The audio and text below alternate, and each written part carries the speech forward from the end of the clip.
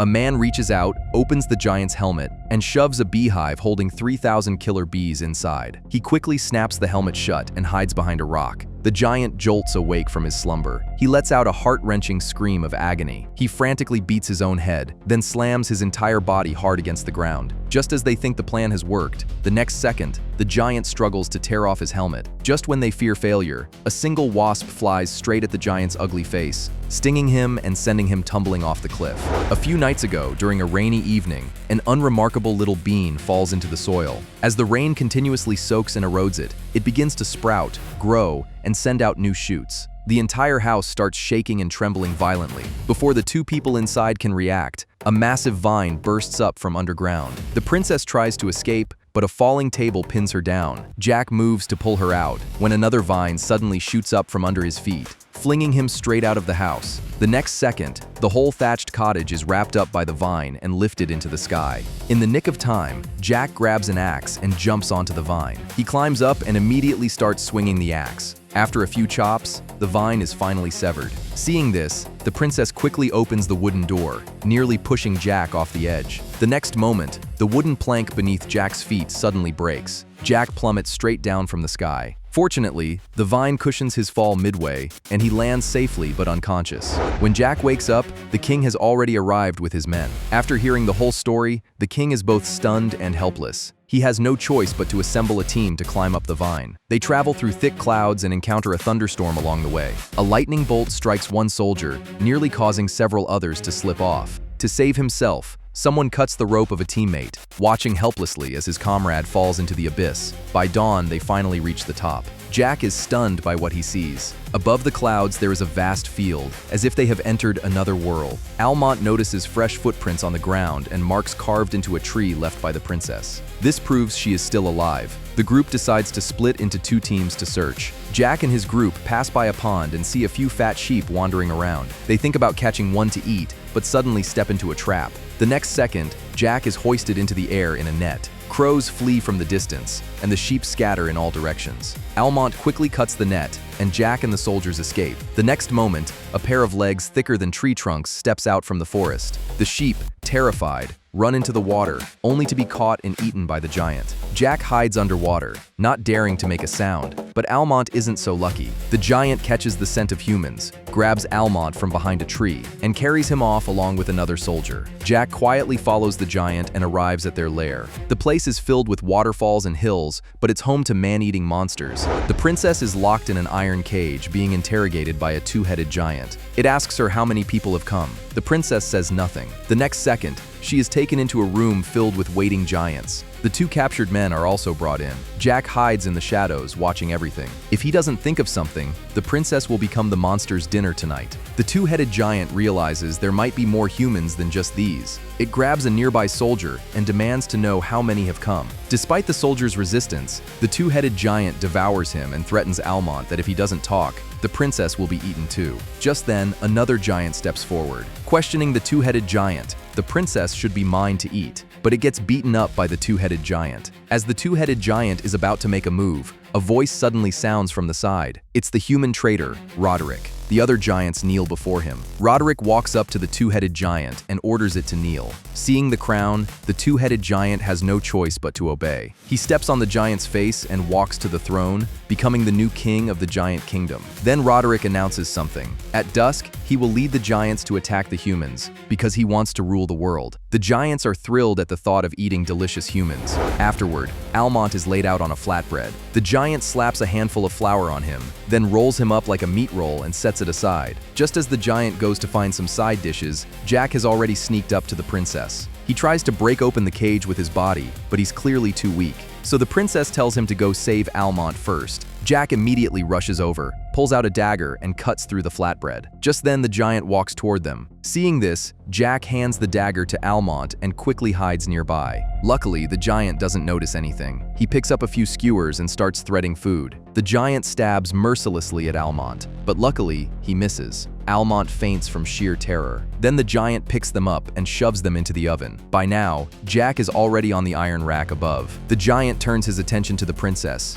grabs her, and places her on a cutting board. Just as he's about to slice her, Jack is already on top of his head. He heaves a large kitchen knife, and Jack jumps down with it, stabbing the giant in the back. The giant screams in pain, while Jack holds on tightly to the knife. In his struggle, the giant accidentally slams into the wall and goes still. The princess and Almont are in shock. Then Jack climbs down from the giant's corpse. Facing the giant vine, the humans are worried. The old king summons General N and asks if they should cut the vine. But General N thinks the princess hasn't come down yet and advises the king not to. But the old king's mind is made up. To protect his people, no one can change his decision. Meanwhile, the princess and the others have escaped to the vine, but giants are already guarding it. The next second, Jack somehow gets a hornet's nest. He and Almont slowly approach the giant, then lift the giant's helmet. Jack cooperates by shoving the nest inside, and Almont quickly snaps the helmet shut. Then they hide behind a rock. Soon, the giant is stung awake by the hornets, writhing in pain as he stands up and shakes his body to relieve the sting.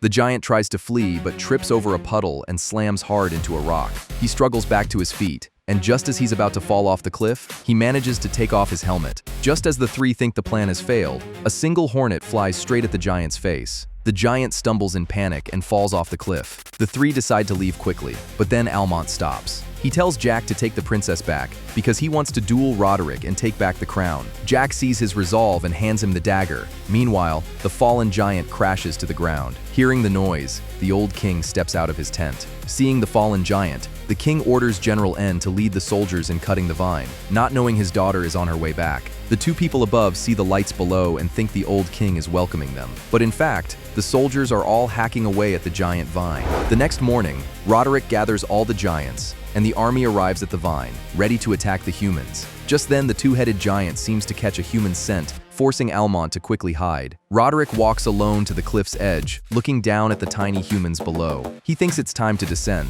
Just as he turns to give the order, Almont suddenly charges out from the side. Before Roderick can react, he is knocked off the cliff and smashes into a small hole. Seeing this, the two-headed giant grins smugly. Roderick, terrified, yells for the giants to save him. The two-headed giant slowly gives the order for the others to dig him out. Roderick, wielding a longsword, trips Almont, sending his weapon flying. Almont seizes the chance to attack, but Roderick blocks his arm. Almont is pinned underwater. Suddenly, he notices the dagger drifting toward him. Almont bites down on it precisely and slashes Roderick's face. Roderick, furious, charges straight at Almont, using his weapon advantage to knock him back. Then Roderick kicks him, sending him falling, but Almont grabs the edge of the cliff just in time. Roderick approaches, taunting him with his sword, trying to force Almont to let go and fall. Just as he's about to toy with Almont more, Almont grabs his weapon with his other hand and stabs it into Roderick's foot, making him scream in pain. In that moment of distraction, Almont drives the weapon into Roderick's abdomen. The giants are still pounding away at the rock. Roderick screams for help from below, but eventually succumbs to his injuries.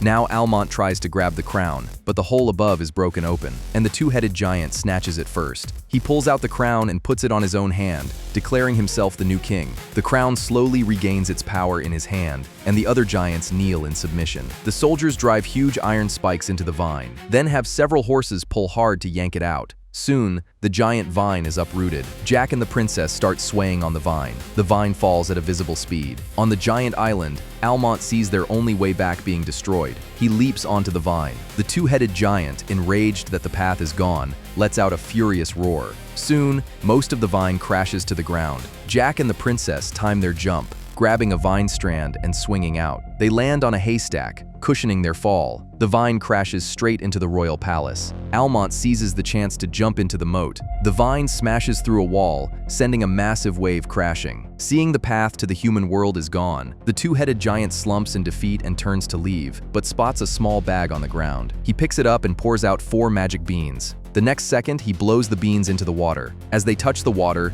the beans instantly sprout and grow. A giant vine bursts out of the ground. At the two-headed giant's command, the giants jump onto the vine and head for the human world. They have only one goal now: to eat all the humans. Jack is feeding a horse water. The reflection on the water shows several vines. Jack looks up in panic. He rides to catch up to the king and warn him, but the giant army has already reached the human world. Jack quickly catches up to the king's group, shouting from behind, "The giants are coming!" Suddenly, giants burst out of the forest. They quickly catch up, grabbing a soldier and smashing him away. Even on horseback, the humans can't outrun the giants. The guards spot the king's group and rush to inform the castle to prepare for battle. Almont quickly positions the troops and pours oil into the moat. When the king returns to the castle, he gives the order to fire arrows. The flaming arrows ignite the oil into a blazing inferno. The king's group makes it safely back to the castle. Seeing the princess is safe, Almont orders the gates closed. But Jack is still outside, being chased. As the gate is about to lift, he spurs his white horse and leaps, barely making it inside. But the two-headed giant climbs up. The next second, Almont orders the archers to fire,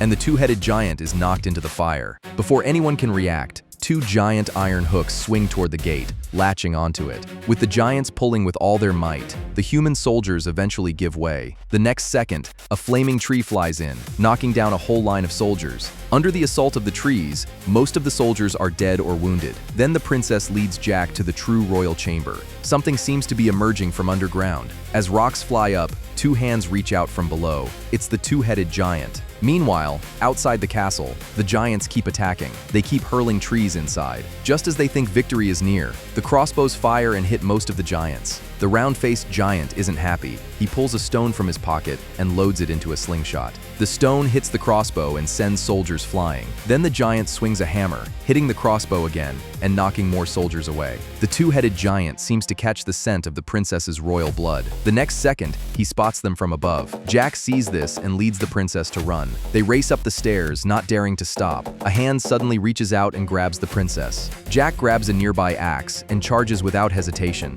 but another hand grabs him. The small head taunts Jack mockingly. Enraged, Jack hurls the axe and hits the small head's helmet. The big head pulls off the axe and tosses it aside, then lifts Jack to eat him. Jack pulls out a magic bean from his necklace and throws it into the giant's mouth. The bean, activated by moisture, causes the two-headed giant to writhe in agony. The next second, it throws them both away. Vines burst out from the giant's body, and the two-headed giant is crushed to pieces. The arm wearing the crown lands beside Jack. The city gate slowly opens. The round-faced giant leads the other giants into the castle. Seeing the floor covered with food, they are overjoyed. Just as they are about to start eating, the next second, the round-faced giant puts down his weapon. The other giants follow suit, dropping theirs. Then they all kneel before the humans. The old king and the others turn to see Jack walking toward them, holding the crown. Finally, he puts on the crown and calmly walks up to the giants. He commands them all to return to their island in the sky.